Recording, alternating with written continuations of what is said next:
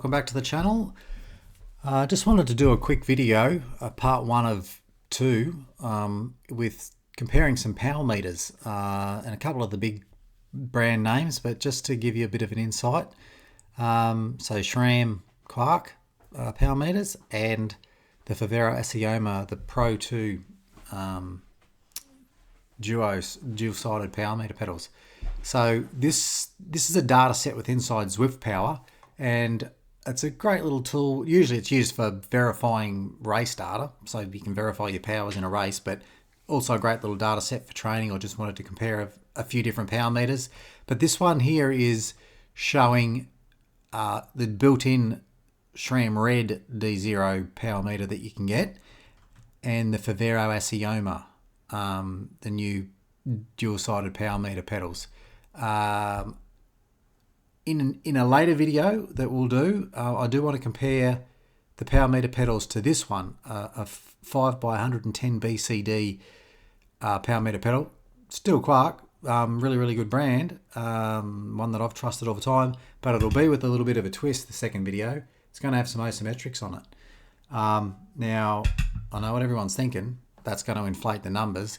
I will put a link to a video of that I did a few years ago where I put the asymmetrics on for a little while, a couple of months, and I proved that over time I ended up having no inflation whatsoever. The first few rides, because you're a little bit choppy, even if it doesn't take long to feel smooth on them, but your power is still, your very different muscles that you're using, your glutes and your quads get a real different workout with asymmetrics. The reason I thought I'd go and do this sort of comparison is I got a torn meniscus, so I play around every now and then with the asymmetrics, and they certainly can favour injured knee, as long as you're not crunching massive gears, I guess, because it really does load up the power phase. But this particular data set here anyway, like I said, afterthought, this was halfway through a ride, I thought about this video, I'll quickly record something. So just to show you, yep, we've definitely got the pedals. That's going to be the one that I just showed you there that we're going to do for the next video, and the D0 built-in ones on my bike, so it's a bit hard to show you now. But this one here is quite surprising because if we go to, let's have a look. The spike here with the maximum power, that's a 1 second spike that we'll show you down here. So don't look at that over here, because usually you're looking at somewhere between sort of 1-2% is really good. Most people use like a kicker as a control, like your bike trainer, and you'll have a different power meter up front, whether you're using a crank based or pedal based. Normally in races you'd use the kicker or your trainer as your main power source. But if we come down to the bottom here, we'll see that the numbers line up really good. The power meter pedals, these are new to me. I've only had them for a little bit, but if we have a look here over time, so like I said, this is just the end of a ride that we caught, but 254, we've got 3 watts difference over 20 minutes. It's really good, even down to, we're just down to 1 watt even at 15 seconds, so it's really good. Same watts at 5 seconds. It's only that 1 second, that initial spike, where the Assiomas were a bit higher, and that could be because they're closer to where the power's getting produced, maybe right at your foot, so they might have picked up something just really quick, but it obviously evens out immediately because 5 seconds you got same power.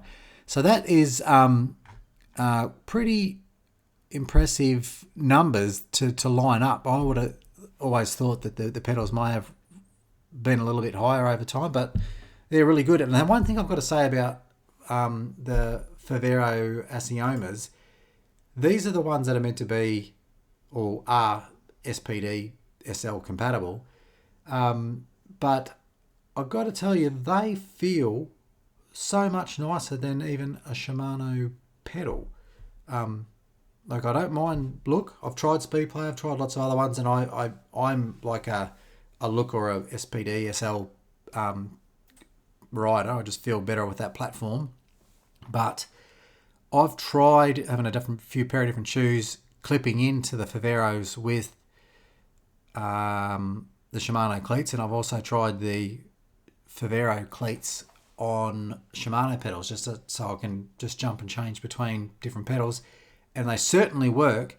But I've got to say, the feeling of the Favero cleat, which is just a grey cleat that comes with them, it's like same shape obviously, but it's just different. Just clicking into the Faveros is just a much nicer experience. I really, really like them. I honestly think if Favero came out with non-power meter pedals, they would be a massive hit. So definitely check them out. They're pricey, but if you're going to get a power meter, well, you're going to get a power meter, aren't you? These are really, really good.